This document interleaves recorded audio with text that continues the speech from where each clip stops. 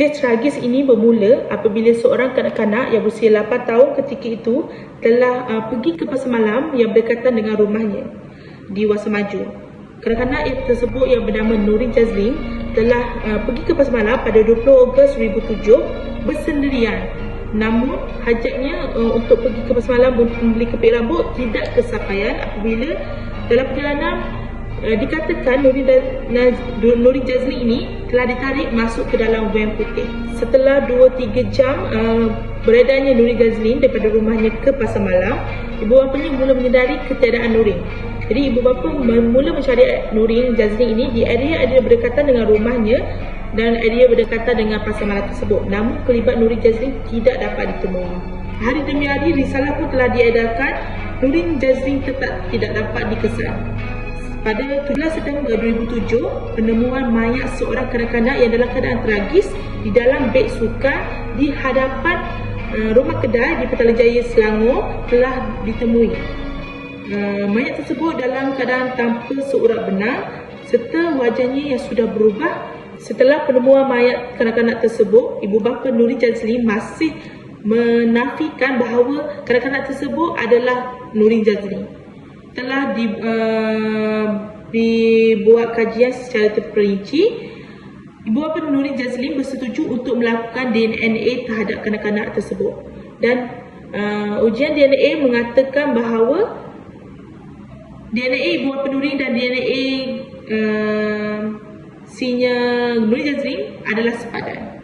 Kes ini menjadi lebih berat apabila pembunuh atau suspek kes pembunuhan Nurin Jazlin ini tidak dapat dikesan sehingga hari ini, di mana CCTV atau rakaman CCTV yang menunjukkan suspek meletakkan beg sukan yang berisi mayat Nurin Jazlin di hadapan rumah kedai itu tidak dapat dicamkan wajahnya kerana CCTV pada zaman tersebut tidak begitu canggih.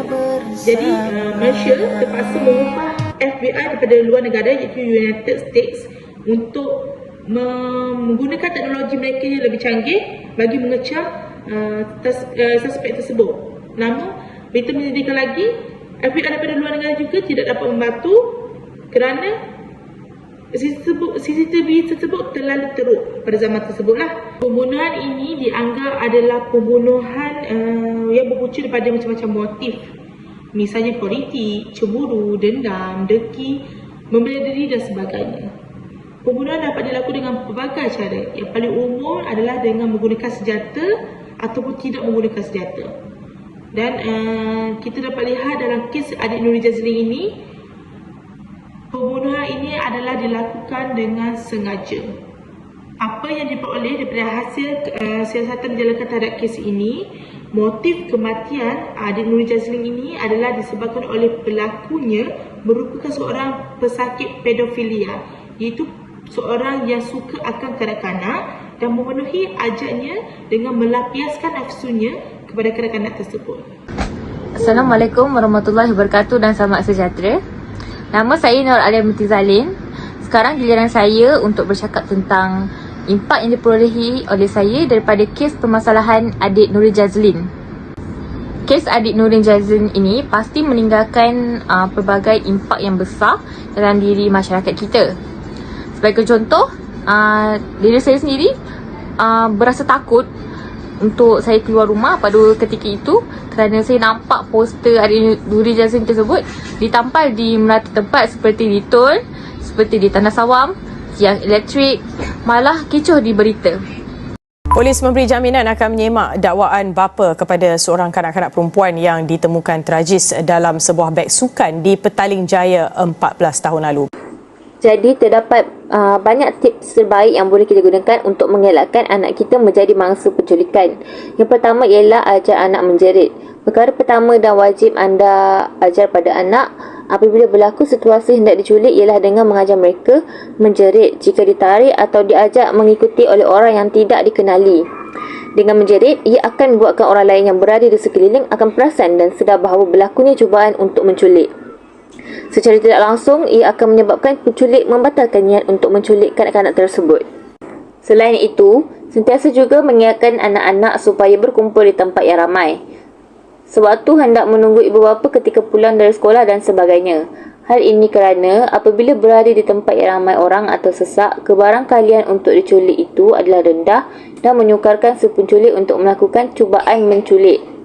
Terutama sekali apabila berada di kawasan sekolah yang mana tempat ini biasanya dipenuhi ibu bapa atau mereka yang hendak mengambil pelajar pulang dari sekolah. Jadi, sukar untuk penculik menculik anak-anak. Bukan itu sahaja. Ajar juga anak-anak supaya tidak bercakap atau menerima apa-apa pemberian dari orang yang tidak dikenali dan menjauhkan diri dari orang yang tidak mereka kenali. Ini adalah salah satu cara yang digunakan oleh si penculik untuk memancing minat kanak-kanak supaya mengikuti mereka dan kemudian kanak-kanak tersebut akan terus dibawa lari.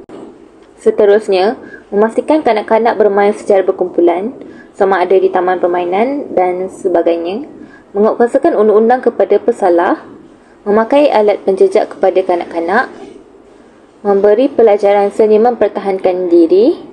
Media massa juga memainkan peranan yang penting dalam menyedarkan masyarakat, dan yang paling penting sekali ialah ibu bapa perlulah sentiasa mengawasi dan memberi perhatian kepada kanak-kanak.